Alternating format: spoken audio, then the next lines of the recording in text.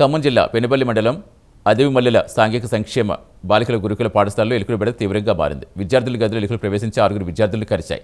సమాచారం అందుకున్న లంకాసాగర్ పీహెచ్సీ సిబ్బంది గురుకులను చేరుకుని పరిస్థితి పరిశీలించారు. ఆరోగ్యంపై ప్రత్యేక దృష్టి పెట్టాలని సూచించారు. పరిసరాలు పరిశుభ్రంగా ఉంచడంతో పాటు ఎలుకల వారికి తక్షణ చర్యలు తీసుకోవాలని తల్లిదండ్రులు కోరుతున్నారు.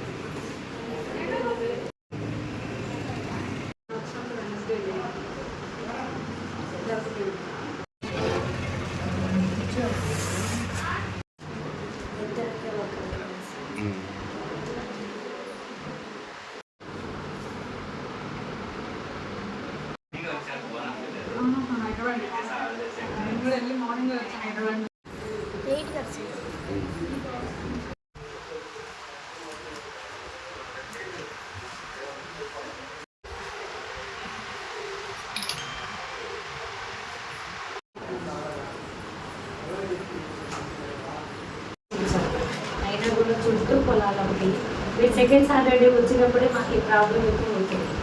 పిల్లలకు స్నాక్స్ అవో ఇవో పేరెంట్స్ తెస్తారు కదా, ఫ్రూట్స్ అని అవి ఇవి. మేము ఎంత డిస్ఇన్ఫెక్షన్ చేసినా పిల్లలు 1-2 ఉంచుకునే ఉంటారు. ఏవి మన చిన్న చిన్న బిస్కెట్స్, పల్లి ఉండలు, ఫ్రూట్స్ ఇవే మేము రాణిస్తాం. అంటే వేరే ఏం అలో చెయ్యం. వాటికి కూడా మట్టిని అక్కడక్కడ పడేస్తుంటారు. అది జరిగింది. నైట్ టైం వాష్రూమ్స్ కనేటప్పుడు డోర్ ఓపెన్ చేశారు. మళ్ళీ వచ్చేసరికి లోపలికి వెళ్ళి ఇప్పుడు ఎక్కువ అంటే 5 మెంబర్స్ అంతకుముందు పిల్లలు వచ్చినాయా? అంటే 10 వాళ్ళ నుంచి. Good morning each and everyone. This is doctor Dharani, PHC Lankasagar. మనకి అడవిమల్లెల హాస్టల్ నుంచి పిల్లలు ర్యాట్ బైట్ అంటూ రావడం జరిగింది. పోయిన శనివారం వచ్చారు. వాళ్ళకి ఇక్కడ ట్రీట్మెంట్ అనేది ఇవ్వడం జరుగుతుంది. దాని సివియారిటీని బట్టి మేము డోస్ ఫిక్సేషన్ చేసి పిల్లలందరికీ కూడా ట్రీట్మెంట్ ఇస్తున్నాము. మా స్టాఫ్ అంతా వెళ్ళి కూడా అక్కడ పర్యవేక్షణ చేస్తూనే ఉన్నాము, ఫాలోఅప్స్ చేస్తూనే ఉన్నాము. మేము రెగ్యులర్గా విజిట్స్కి కూడా వెళ్తున్నాము. విజిట్స్కి వెళ్ళి ప్రికాషన్స్ తీసుకోవాల్సిన ప్రికాషన్స్, దాంతోపాటు పర్సనల్ హైజీన్ ఎలా మెయింటైన్ చేయాలి అని మేము చెప్తున్నాము. మంత్లీ విజిట్స్, వీక్లీ విజిట్స్ కూడా చేస్తున్నాము. రెగ్యులర్గా ఫాలోఅప్స్ చేసుకుంటున్నాము. వచ్చాయండి, మేము వాళ్ళకి కూడా చెప్పాము, ఇంటిమేట్ చేసాము తగిన జాగ్రత్తలు తీసుకోమని. సో వాళ్ళు తీసుకుంటామని మాకు చెప్పారండి.